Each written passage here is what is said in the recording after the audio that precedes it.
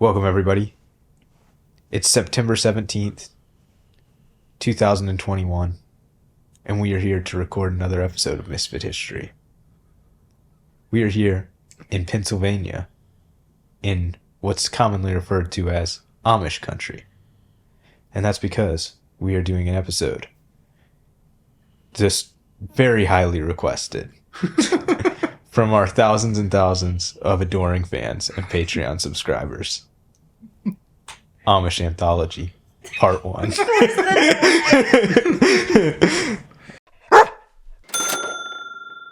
Now that is an intro.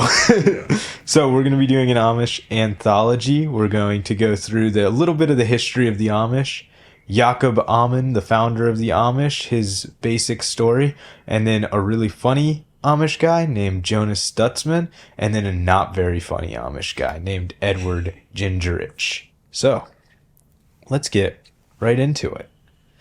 So, Amish history. It was grim. I was going to say, what exactly are we looking at? That would be someone getting burned at the stake. So, okay. The history of the world is pretty grim, like in its entirety. Yeah. Everything pre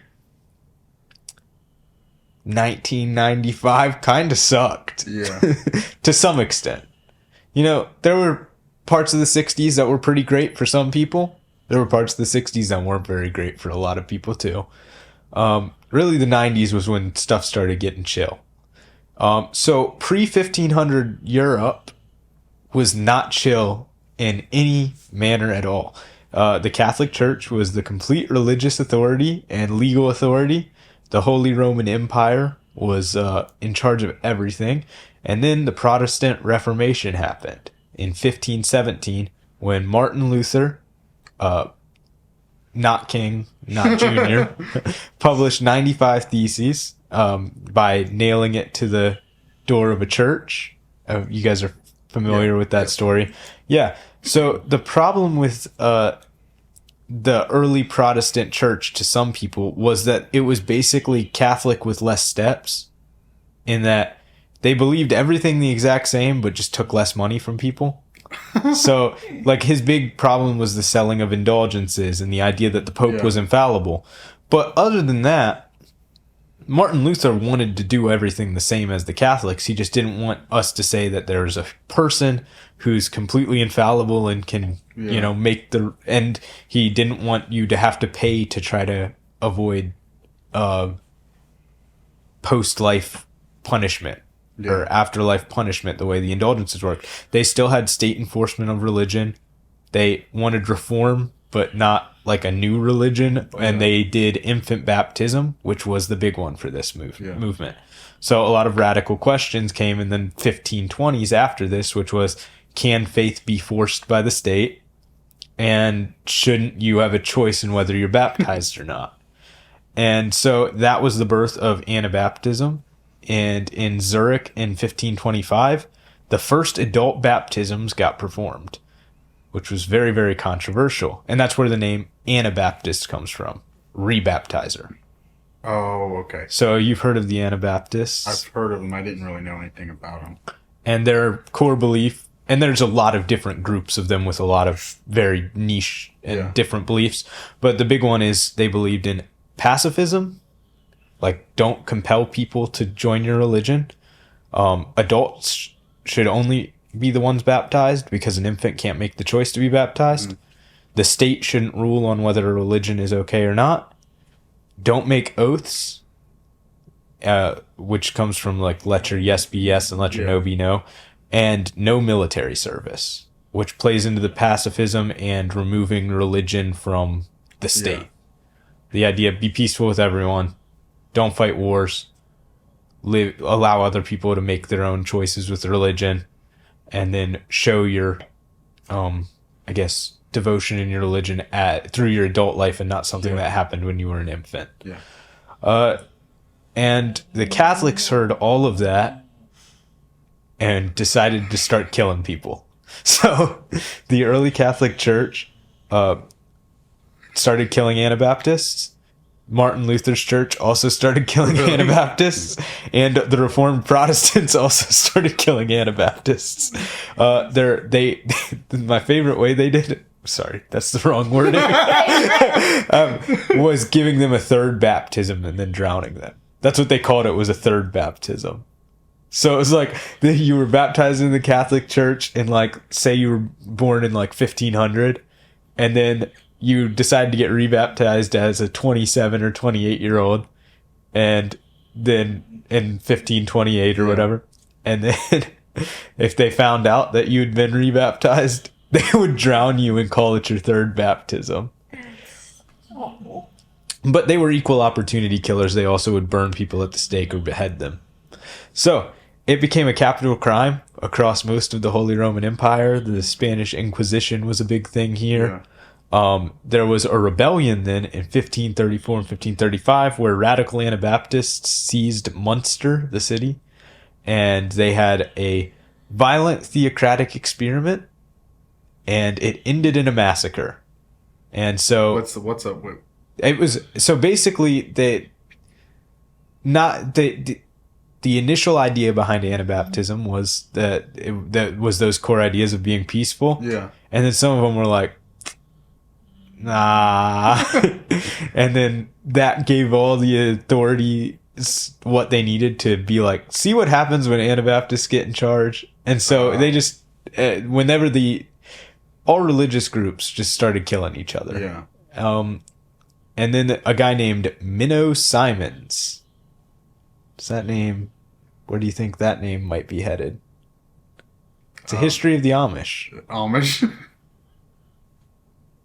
Well, actually. Mennonite. That makes sense. Yeah. A guy named Minnow Simons was a priest, and in 1536 he left the Catholic priesthood and emphasized absolute pacifism, not even to defend yourself from someone else in the way that the violent Anabaptists did.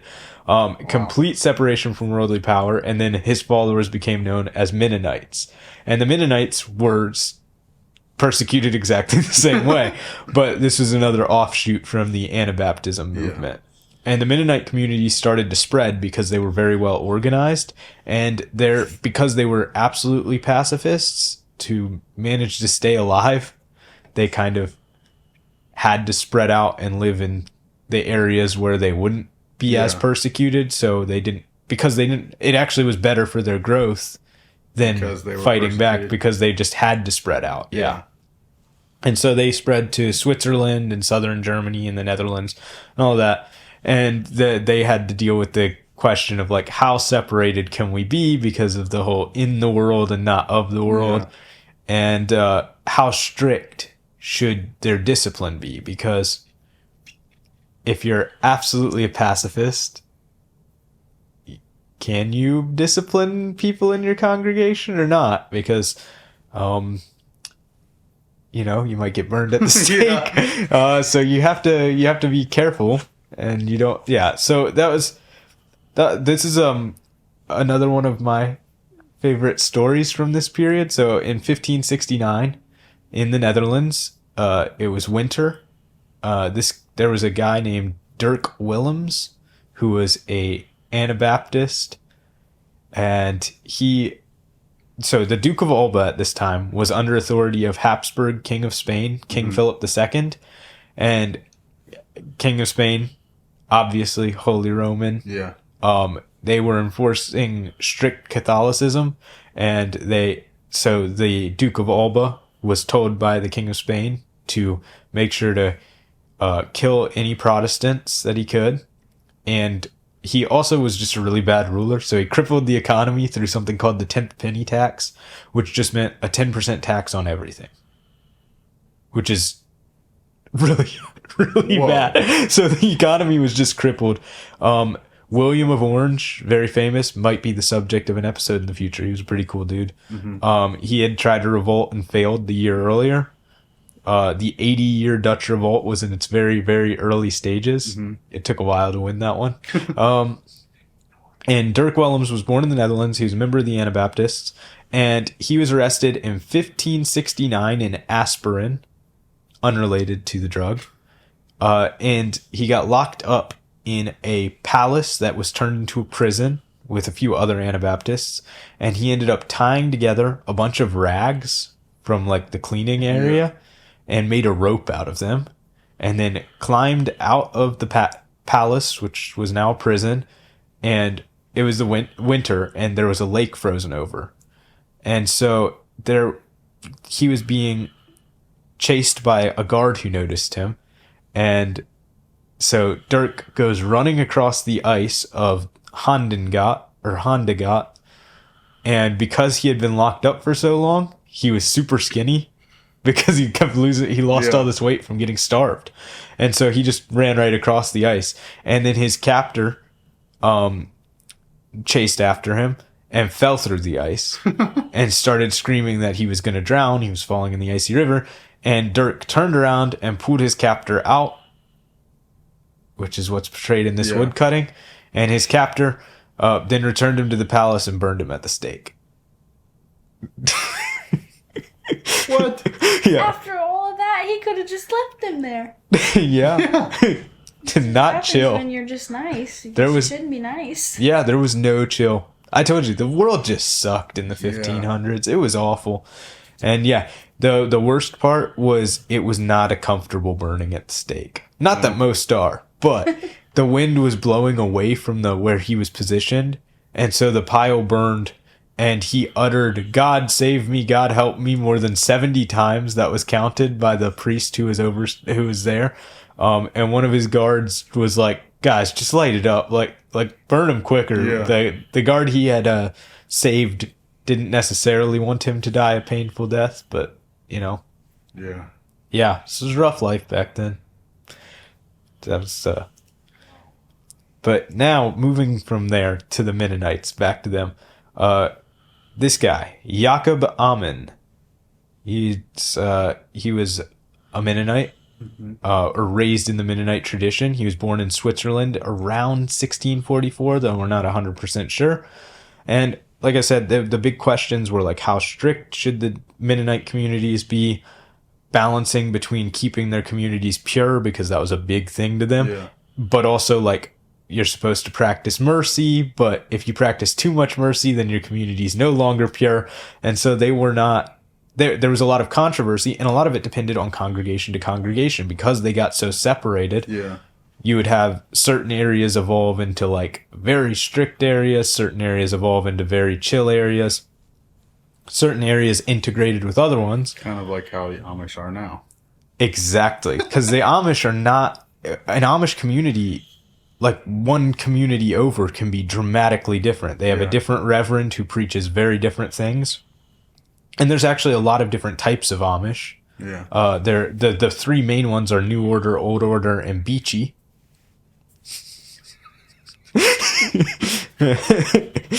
I didn't want to get too much into what those groups are, because I wanted more of the characters of the story, but at some point maybe we can just record a big talk about the Amish. But for Ammann's core beliefs, he thought the church must be visibly holy. And there's some extent this is what influenced by Catholic churches. If you've ever noticed the difference between a Protestant church and a Catholic church, the Catholic churches look pretty cool. Protestant churches usually don't.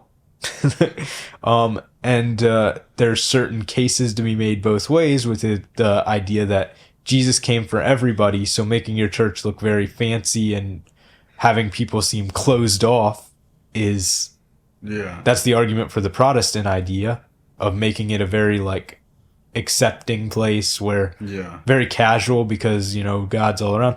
But the other direction is that it's God, why should it look like it's a garage band? So Ammann didn't believe in the opulence that the Catholic Church practiced, because obviously everyone knew that it was very corrupt at that point, and that opulence came with making a lot of money and needing to spend a lot of money. But he thought that the church should be spiritually opulent like that, clearly separated from the world and the fads of the world. He thought that discipline was an act of love, which is pretty common. He just took it really far. he thought that Scripture demands unrepentant sinners to stay away from the holy, and obviously the holy meant him. Yeah. And he thought that shunning must be complete, social, and economic. And his last one, which is actually a very common one, is that communion must remain spiritually pure. That one's pretty common. Yeah. His idea was that they would rely on 1 Corinthians 5, which was the instruction from Paul about how to separate. And he thought that sharing a meal with someone who was a sinner was condoning sin.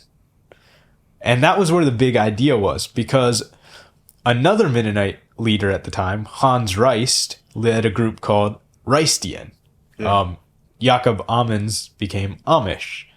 And Hans Reist's idea was, again, as a very strict bishop compared to like modern day churches, was that you should still shun people.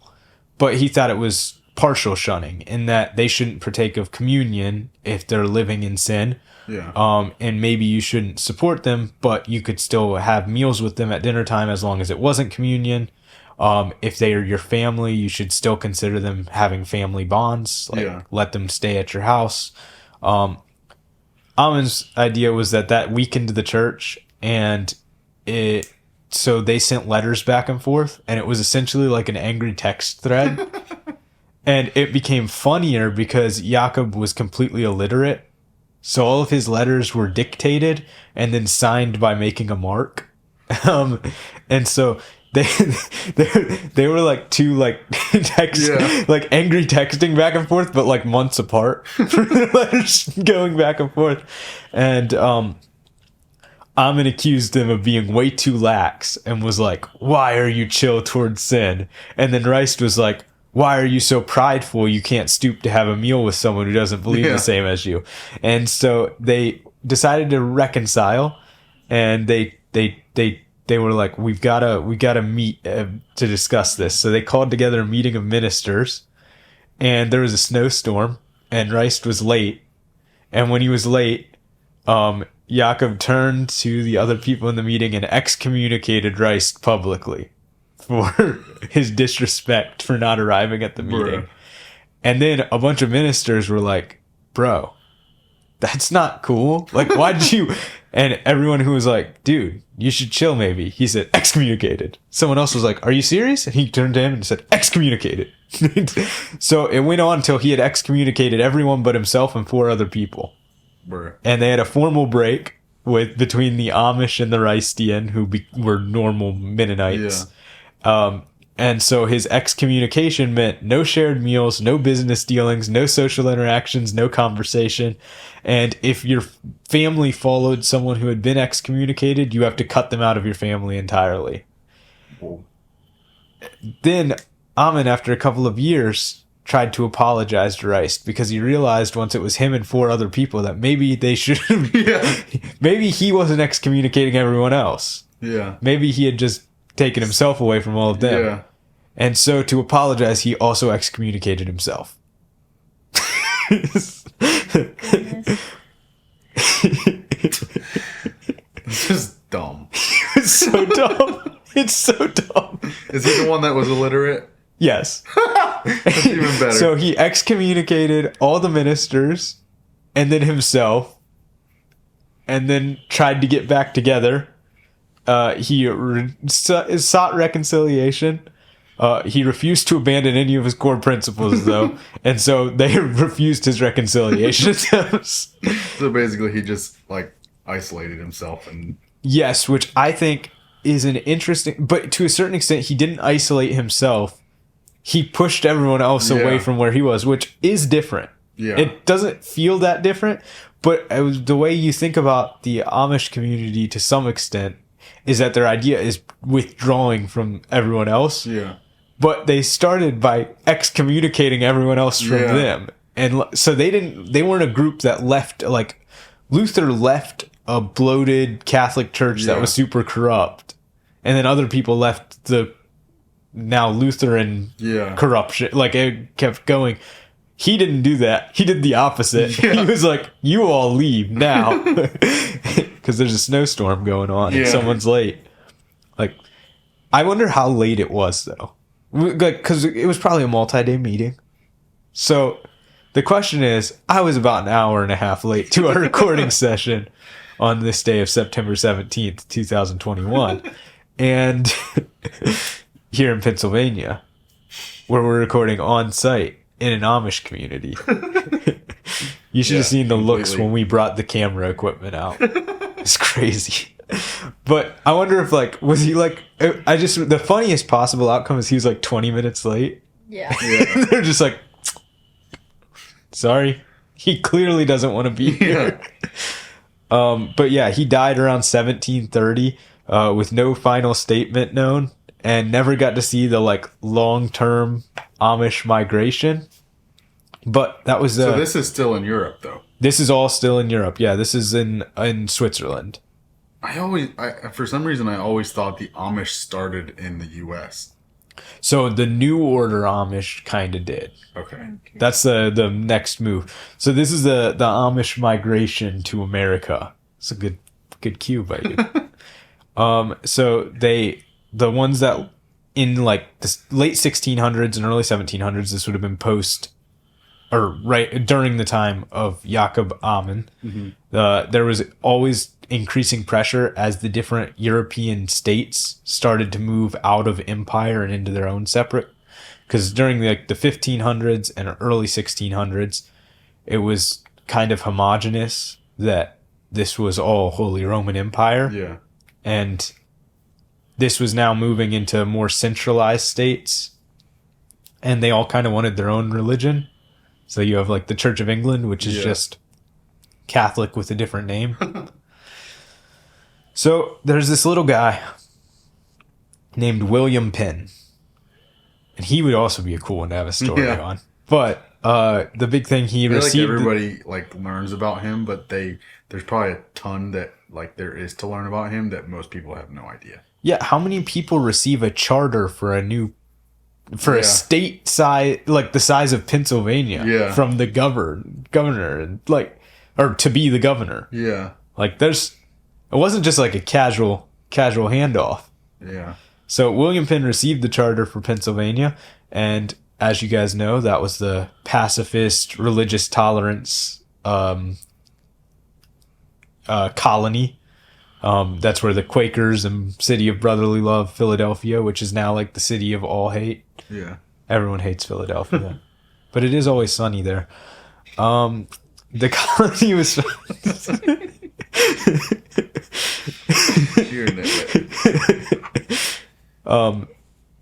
The colony was founded on their religious tolerance, and now they also, because the Quakers were pacifists, said freedom of worship, exemption from military service, local community, affordable affordable farmland, self-government, which is exactly what the now very much hated in their area followers of Jakob Ammann were. So after his death around 1730, between then and 1750, a lot of the Amish from Switzerland let's kind of get out of here because I think people are about to start killing us. So they headed overland to the Rhine River, then downriver to Rotterdam, and then crossed to Philadelphia. And that journey was marked by overcrowded ships, disease, malnutrition, and a lot of deaths during the passage, which again was the story of the 1700s. Yeah. Story of the 1600s was a lot of executions. Story of the 1700s was a lot of death on ships. By the mid 1700s, they had established in Lancaster County, Pennsylvania, and started to spread out through the rest of Pennsylvania and into Ohio. And they were farmers for the most part, was how they made, because they didn't want to get into business with non-Amish, as Jakob wanted. And they had the strict nonviolence and a lot of church discipline. So they started to spread out from there. And this is the funny character from today's episode. One of the first Amish settlers in Holmes County was a guy named Jonas Stutzman. His nickname was White Jonas Stutzman because he wore all white after he received a revelation from God that told him he should. He was a prophet to his community, and he was terrified of wheels. He refused to ride on carriages because he thought wheels were associated with warfare. Why? I don't know. He thought he should wear all white and wander around barefoot. That's a fair point.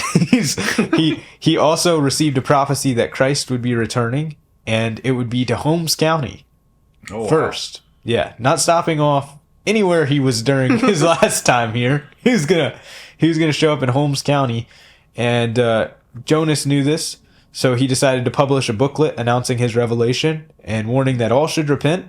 Church leaders should stop communion because it would be a bit disrespectful, and you should all purify yourself. Why would it be disrespectful? Well, you're drinking his blood and body while he's standing right there in front of you.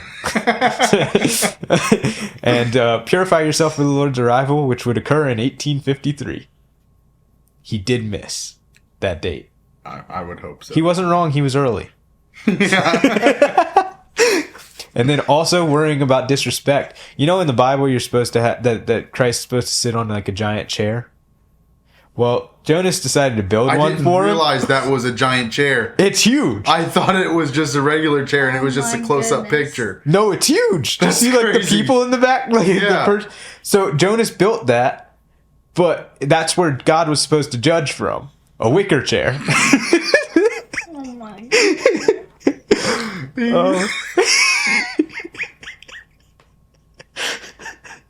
He couldn't have made something a little prettier. Well, he had trouble building it because he didn't want to disrespect Jesus. So he put a certain constraint on how he could build it. He used no nails. How did he build it? Why? Did they have glue? Why didn't he use nails? Yeah. Well, there's an implication. I understand why he didn't use nails, but like, what did he use?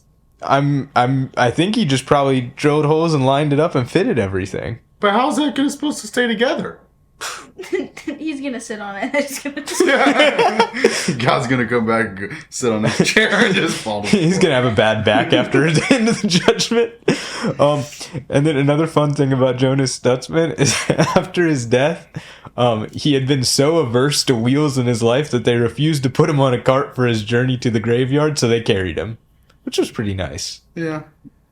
And he was remembered by his family and neighbors as a very nice man who was somewhat deluded. I just love the booklet. Yeah. I know something you don't know. Is that just a piece of paper on the back of the chair? Yeah, it's telling people to not like stand on it. It's in an Amish museum. Okay. Yeah. And yeah, you can see it. It's pretty big. Yeah. I didn't know if maybe it was like something that he wrote on it or something. Oh no, that would be funny though. Oh, yeah.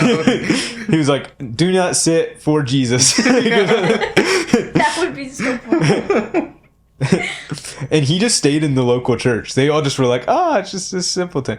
Jakob Ammann must have been ticked if he had known. Yeah. I mean, this was obviously way after he died, but I'm just imagine if he knew there was a guy who told people to stop doing communion that just stayed in an Amish church. Excommunicated. Yeah. So now we're transitioning to the next part. Go ahead. Sorry. Was he like super well known at all, like in the Amish community, or was he just known in his church? He wasn't super well known. I actually just found him because I just thought I was like, that's a hilarious story. I need to add that, but it was not the top result for an interesting Amish story. I was gonna say because that doesn't like. No, it's just a chair. I just thought it would be a nice break from Jakob Ammann excommunicating everyone and our next guy being an absolute lunatic. Yeah. Like, this is a rough one. How long in time is what's the time frame difference between the three?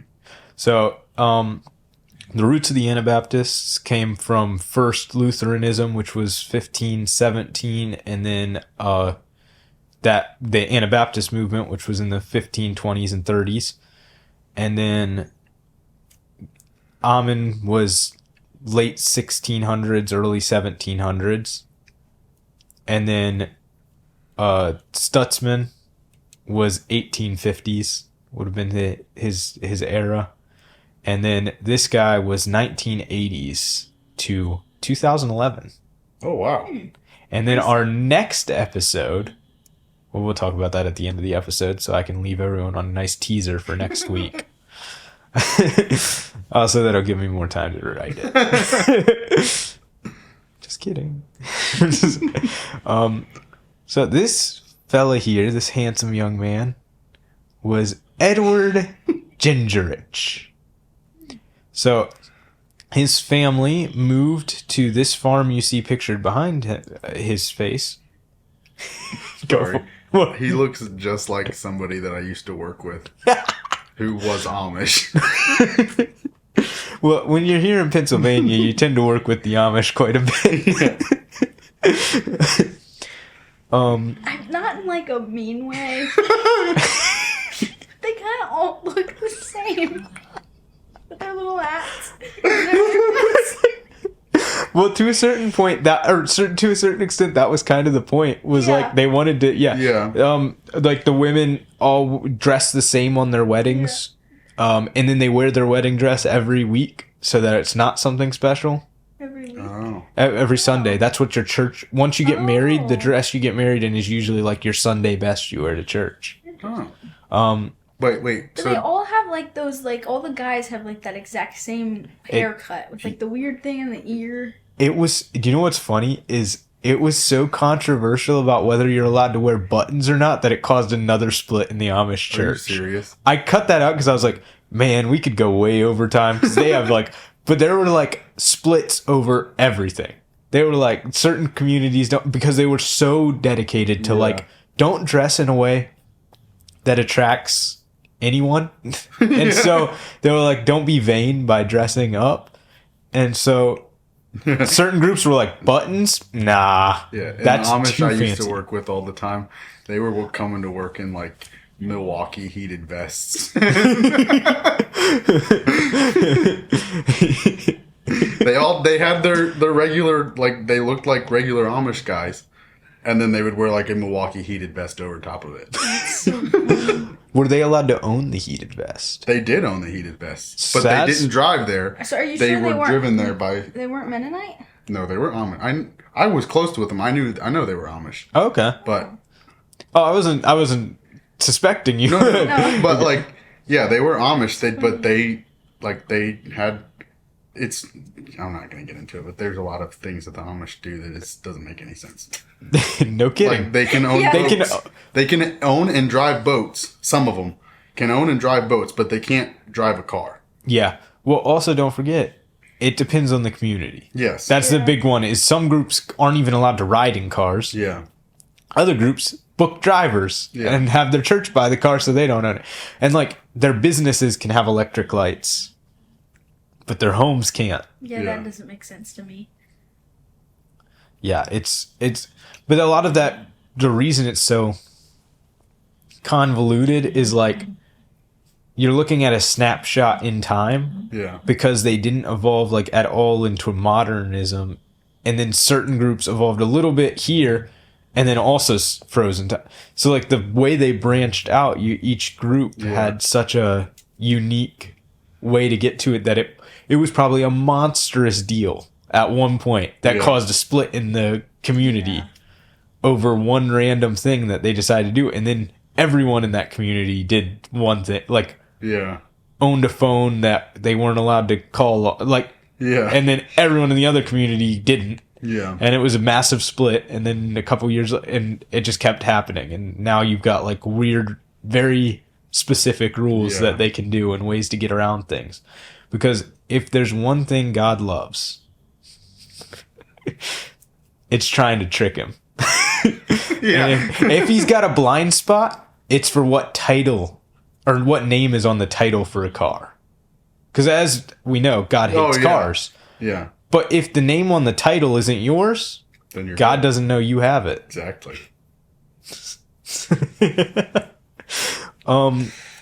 So anyway, Edward, or known as Ed, relocated when he was 18 years old to Pennsylvania from Ontario, Canada, there were about 6,000 Amish in Canada. A lot more in Ontario. But they don't count kids. The Amish don't think kids are people. So it's hard to keep exact numbers straight. Interesting. If they're not people, what are they? Kids? Stupid question. No, I'm just kidding. Just kidding. But he was a super moody guy. As you can tell Yeah. in the picture. Yeah, he looks very happy to be photographed here. He was always restless, and he hated the Amish life, which was a very big contrast to his dad, who's like very chill, stable member of the community, and his siblings, who were all very stable members of the community. But one thing he would do is go to his non-Amish neighbors and criticize the restrictions he lived under. His elders loved that. Oh, I'm sure. They loved that. Another thing he became really impassioned by was machinery, just in general. So he built a little workshop where he would work on engines. Also loved by the elders. Yeah. Did he drive car, though? I don't think so. He did sit in a car a few times, which was not chill for his community. Okay. And he sat in the car with a guy who was called English. So this is how anyone that wasn't Amish was called English. Oh. And this was in Pennsylvania in the 1980s. They hadn't been English for a long time. Yeah. That's how separated the specific community he was in was that they called everyone English. Oh. They didn't realize America had gotten independence a little while before, I think. Yeah, well, I mean, It was a couple years they before. might have known. Yeah. No, they knew. It was just a joke about. Yeah. But that's what they called them. They called all the non-Amish people English. That's- And Ed thought those were pretty cool people. And he would go over and just complain about how bad life was as an Amish guy. And later, they were like, so leave. But instead of leaving, his family was like, bro, you need to get married. That'll fix all your problems. And you can attest, when you don't know what to do in life, and you're questioning where you should be and what your place in the world is, the absolute best thing you can do is start a family spur of the moment less than a year into the relationship.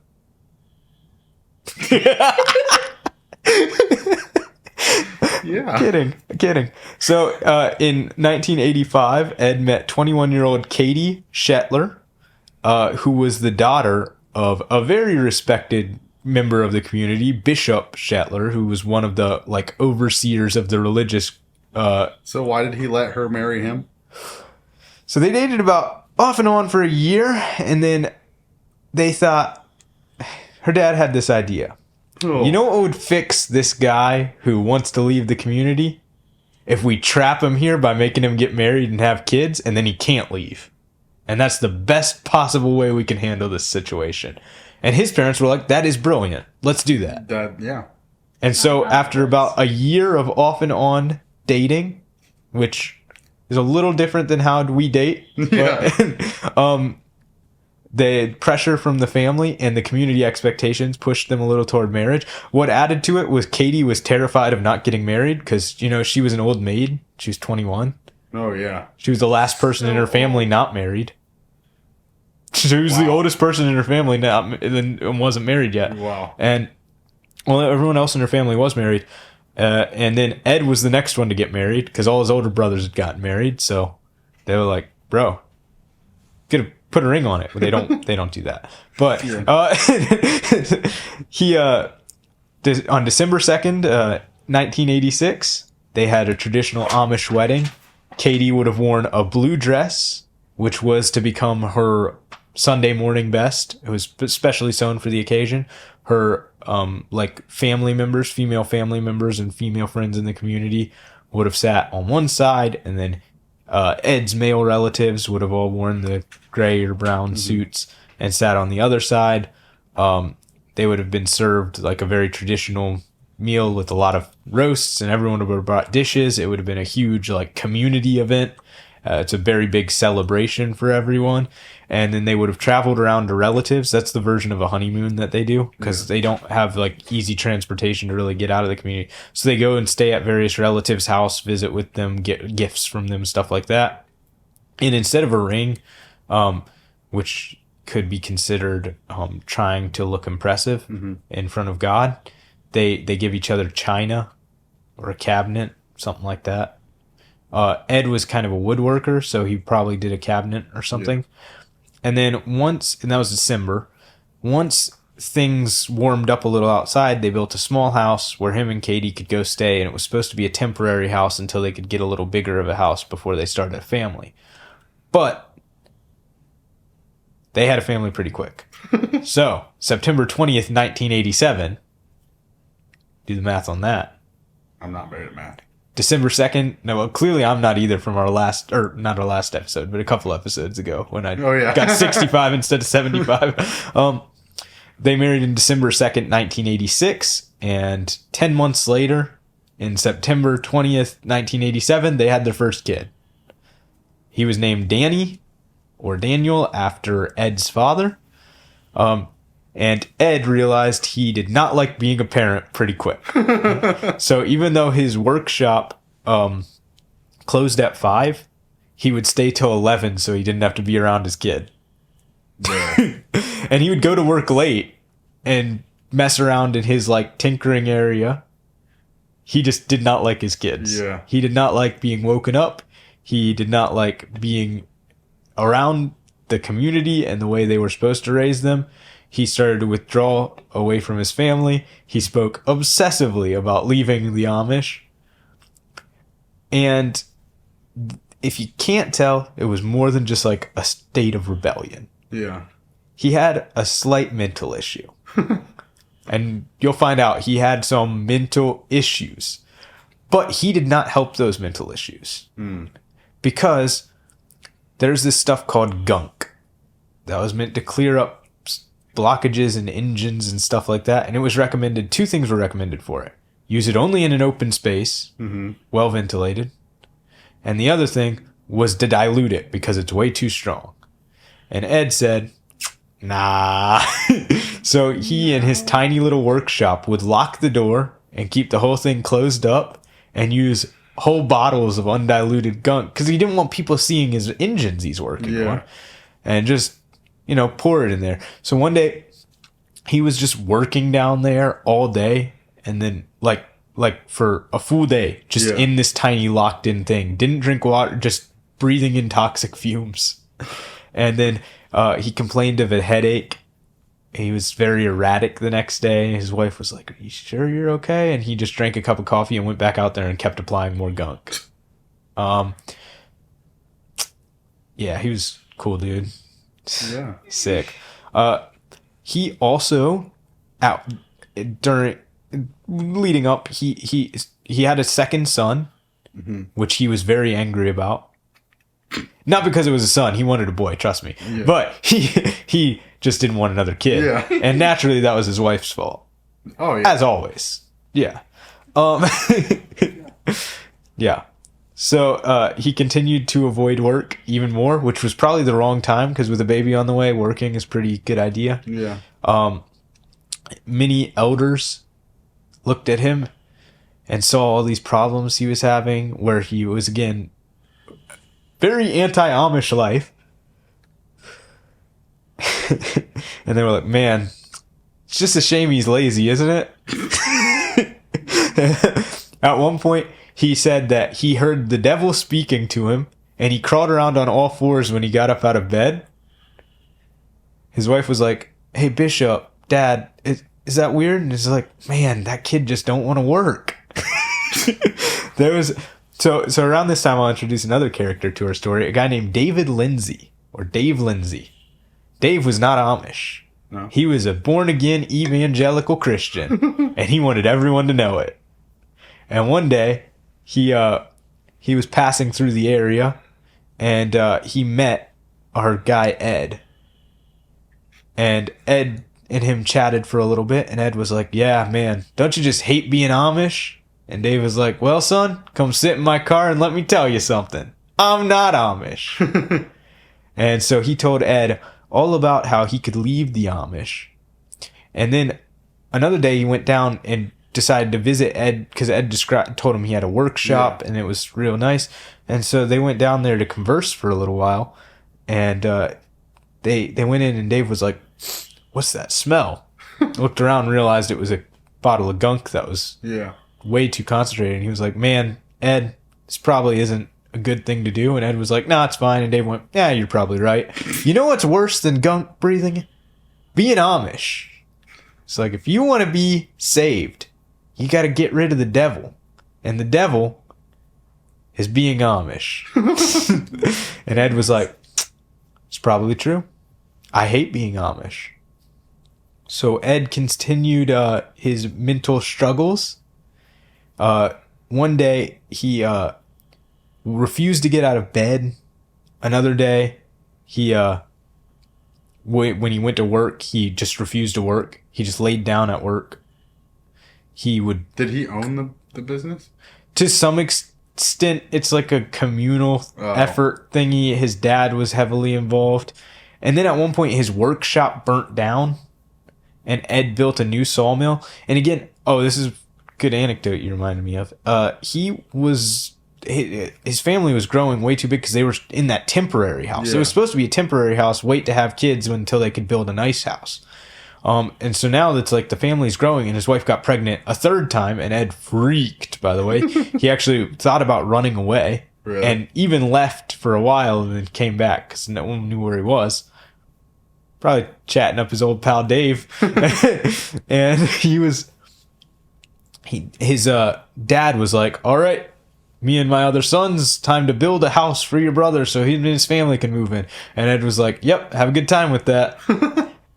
Which, the concept of anyone in the community who's like an able-bodied young man not helping with building the house is crazy. Yeah. The fact that it was his own house and he just checked out and was like, "You guys can go do that for me." I mean, whew. Yeah.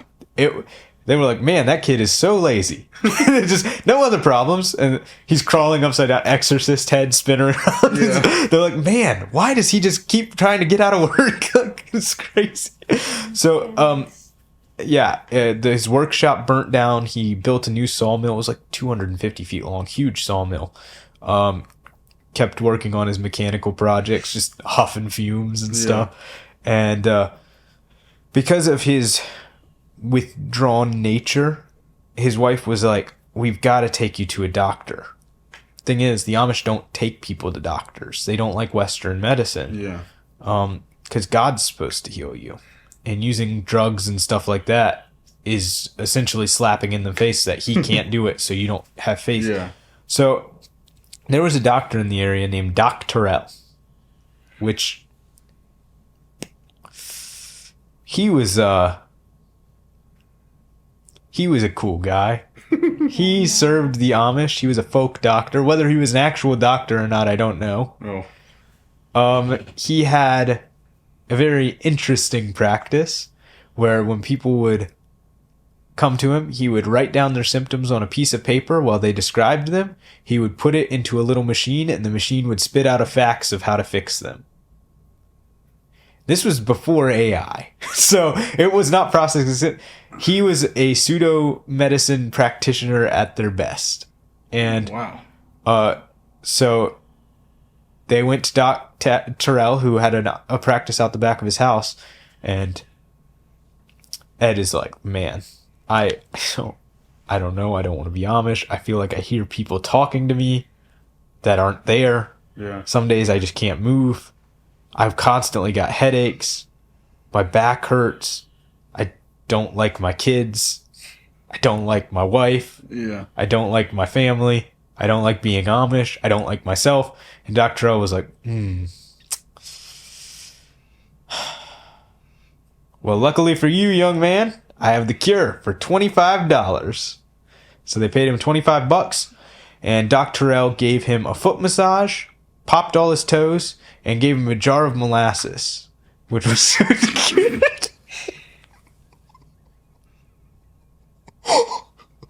Which was going to cure him. Then he regularly prescribed him new jars of molasses. You could keep using. Okay, well, my question is, did it work? So one day, Ed woke up, laid in bed, Katie was like, "Hey, isn't it time to go to work, honey?" And he spit on the ceiling and watched it drip off the ceiling. He spit that high? Well, it's not that high of a ceiling.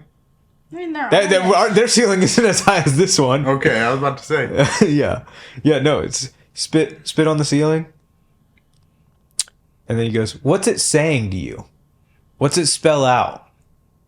And his wife was like, "I'm going to be right back." So she ran and got her dad, Bishop Shetler, who led the entire community into their bedroom where Ed was spitting on the ceiling to watch the spit drip back down. He made a circle around them and demanded they all start praying. And they were like, "Should we get a doctor?" And he said, "No, doctors could only hurt this situation. We need to cast the devil out of him." Mm-hmm. So they performed an impromptu prayer circle exorcism on Ed, who was casually watching spit drip off the ceiling. Oh my goodness. And asking what it was saying, which is crazy. Yeah. The whole situation is like absurd to try to imagine. And after a while, Ed looked at them all and was like, "Are you guys going to leave now so I can get out of bed and get dressed and everything?" And Bishop was like, "He's scared. We got rid of the devil, everybody. He's gone. It's gone. Ed is back in the community." And then Ed was like, "Hey, Dave, how could I leave the community?" And Dave was like, "Well, you need to bring your family with you and get out of the, just leave. Like, you and your family need to just leave. It's not good for you to be around all these Amish people. You know, the people you've known your whole life." If you can't tell, both sides of this story were not too stellar for Ed. Yeah. To a certain extent. And the doctorelle didn't help too much either. So, so then he was like, "What if my wife won't leave?" And Dave was like, "Well, then get rid of her." Just like, and so the Amish, now Dave was probably thinking in modern evangelical terms, which is divorce her and leave if it's that bad. Because in Dave's mind, staying Amish meant that Ed was headed to hell. Yeah. And so Englishman Dave was giving him the best advice, which was divorce his wife and save his soul.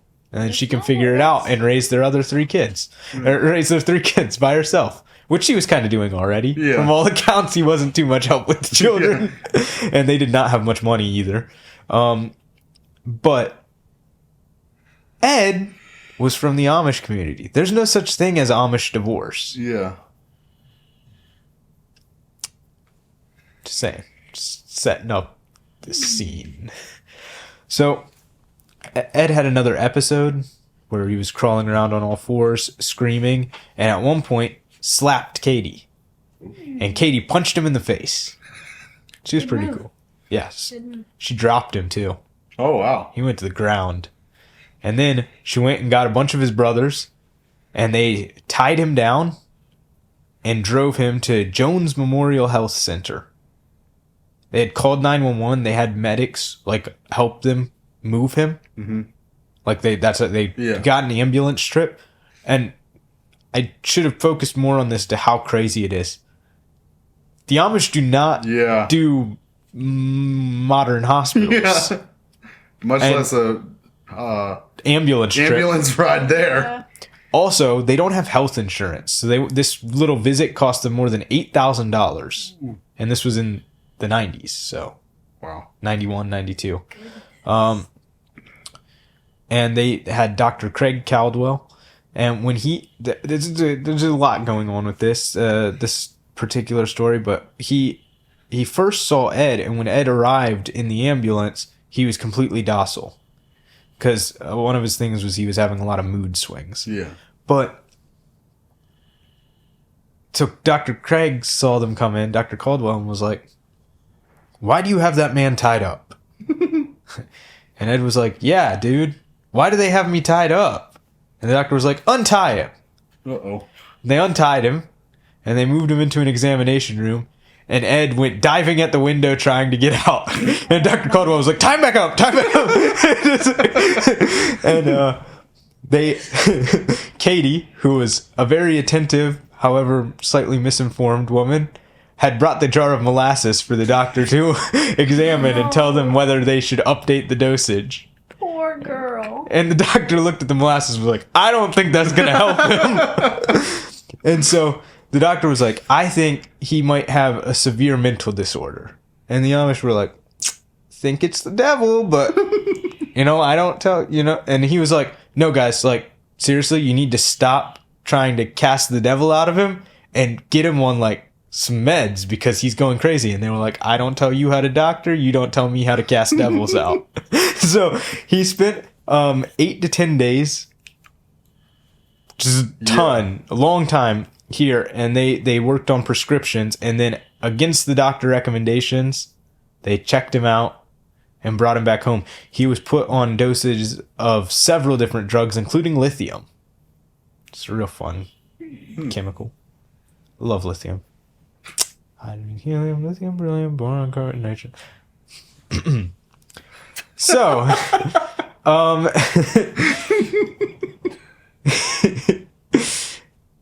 so they returned, and Dave was like, where's my buddy? My buddy's gone. And they were like, oh yeah, he was in the hospital. And Dave was like, I know what happened. Everyone here thought they knew what happened. Yeah. And besides Dr. Caldwell, probably none of them really knew what was going on. Dave was like, I know what happened. He breathed in too much fumes while working in his workshop. It gave him a headache, and everyone overreacted. Classic Amish. And so Dave went to tell Ed, hey, Ed, did you see how they all treated you? I wouldn't treat you like that. The evangelical church wouldn't treat you like that. Let's just, you know what? Forget about the wife and kids. Let's just go. Ed was like, I can't leave my wife and kids. Like, the Amish don't do that. Dave was like, okay. And Ed decided to leave his meds behind because clearly the meds were negatively impacting his mental health. So just after a couple of weeks of normality, he stopped taking his meds again. And Katie was like, yeah, it's probably a good idea, but keep taking this molasses, buddy. We need to make sure you're on something, okay? And Ed was like, how would you feel about leaving? And she was like, no. And he was like, well, would you consider it? And she told her dad. And her dad came and had a talk with Ed about trying to take his daughter out of the Amish church. Ed would mention multiple times that when he did take his meds, it gave him headaches, it gave him other problems. So Katie brought him back to Doc Terrell so he could plug in his symptoms. And Doc Terrell decided to give him a liver medication, which he started taking. Doc Terrell really didn't help that much because Ed had to go back to Doc Terrell again because his head was still hurting. So Doc Terrell gave him a shoulder rub, popped his toes, and gave him a mixture of herbs and molasses and charged him about $200 for it. Ed went back home.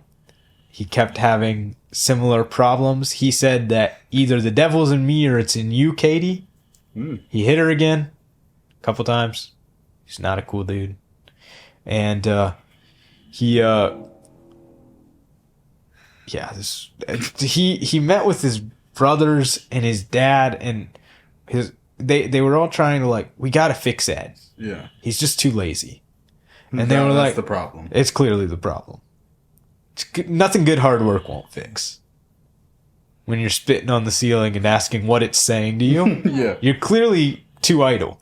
So they were like, well, there's this guy named Jacob Troyer, and he's a healer. Oh. If you can't tell why by didn't they take him there in the first place? He's about 100 miles away. Oh, okay. 100 miles for us is an afternoon. 100 miles for them is a journey. So in a cold, wintry night, they traveled more than 100 miles, and it was actually on Katie's 29th birthday. By the way, on her 28th birthday, Ed didn't show up. He stayed in his machine shop all day. And on this 29th birthday, she had to celebrate by sitting in a cold carriage, horse-drawn carriage, traveling 100 miles in the cold, wintry evening. Wow.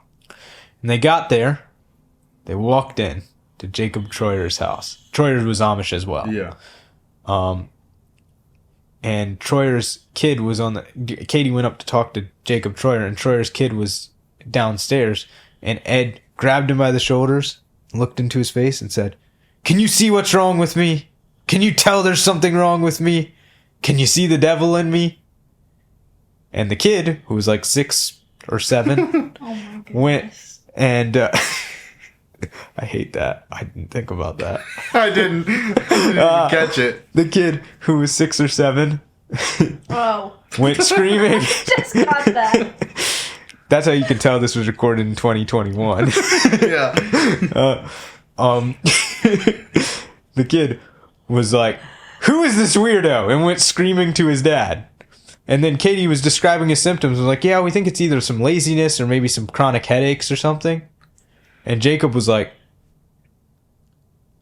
"I don't think I can help him with this."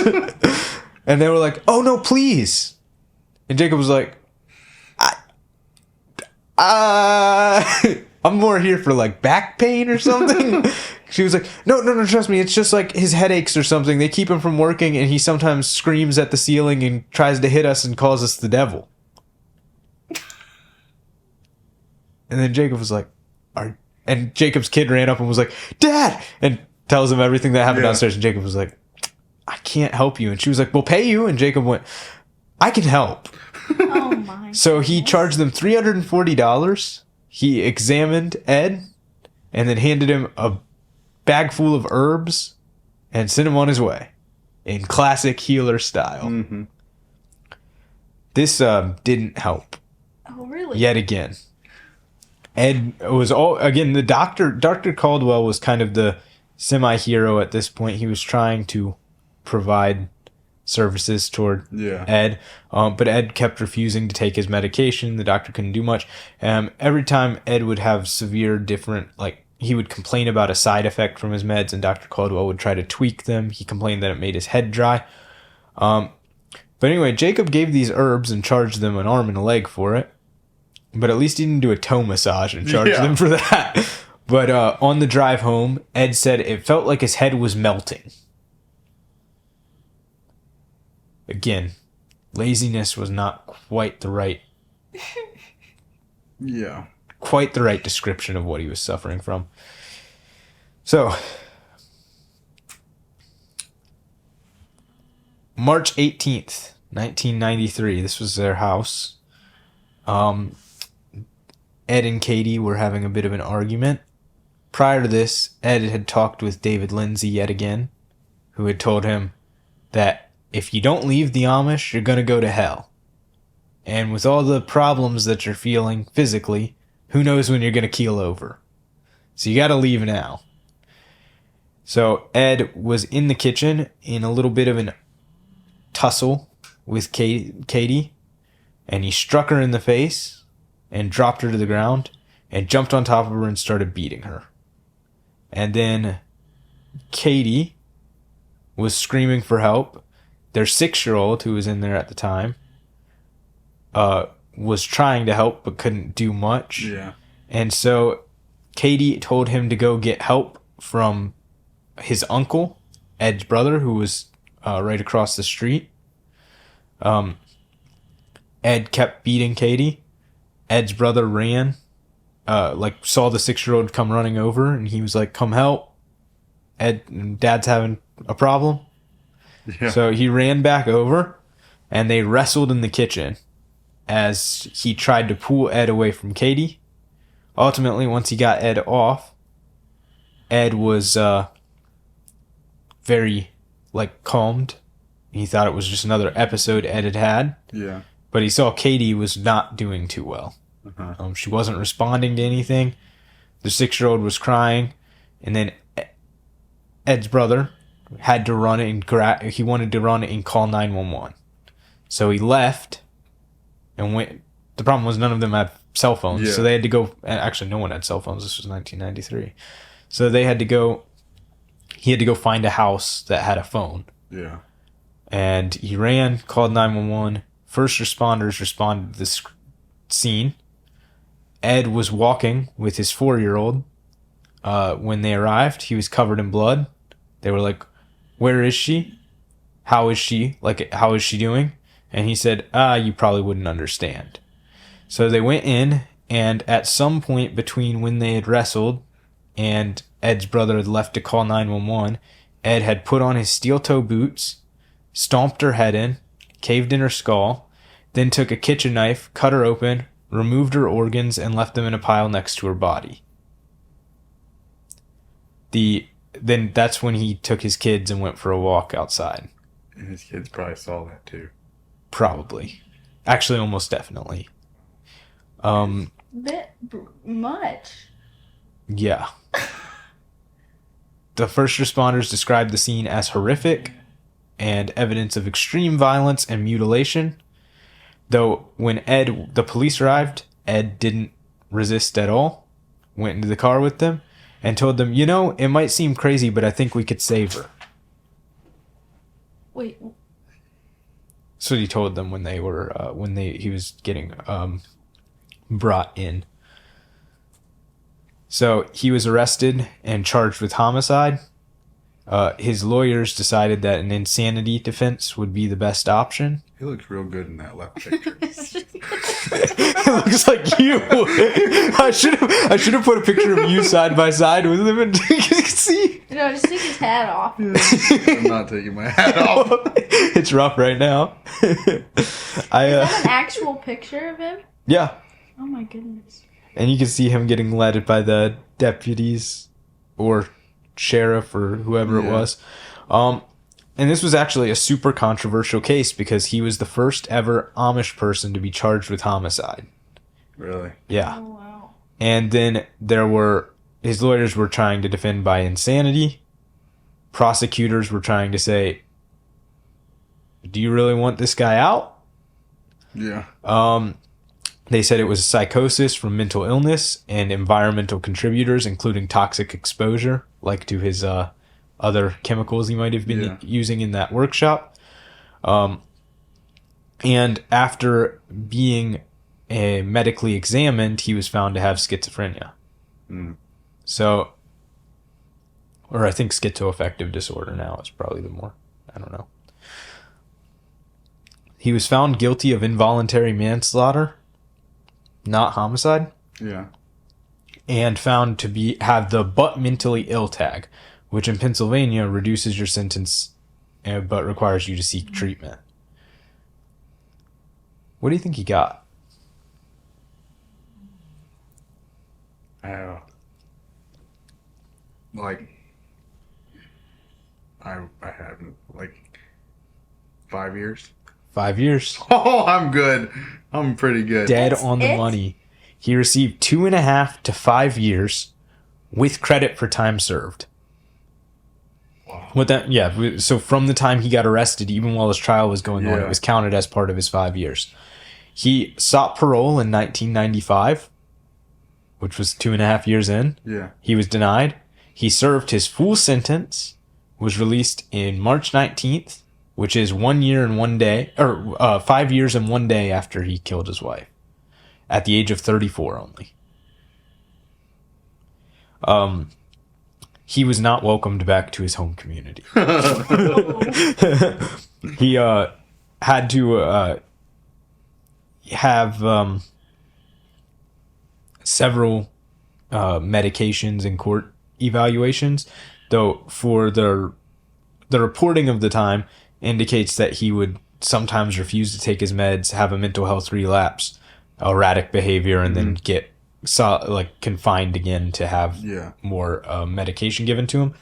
And then he moved in near his lawyer, who probably had quite a soft spot for him due to the traumatic nature of his life and how poorly treated he was by a lot of the people around him, who were probably very well-meaning, but weren't very good for him. No.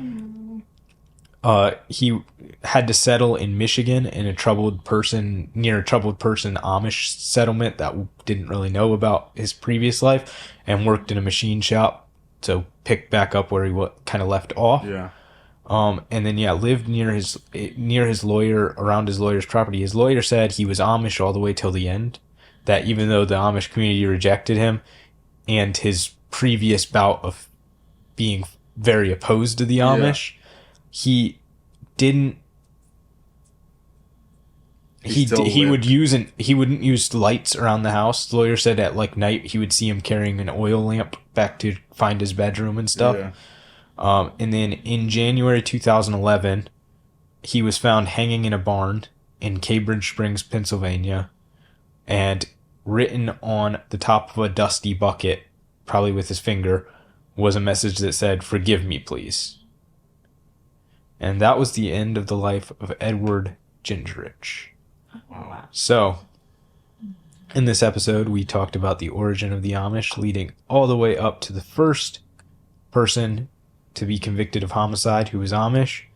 And on our next episode, you can join us next week for the continuation of a couple more Amish criminals, 2 more people who were involved in murder, and a kind of cult leader who had a very interesting tactic of spreading fear and intimidation to the Amish community. So, I know this one. For everyone involved here, thank you so much for listening. You can check out the video on Spotify and YouTube. You can listen to the audio on any of the platforms you get your audio feed. This is Misfit History, signing off.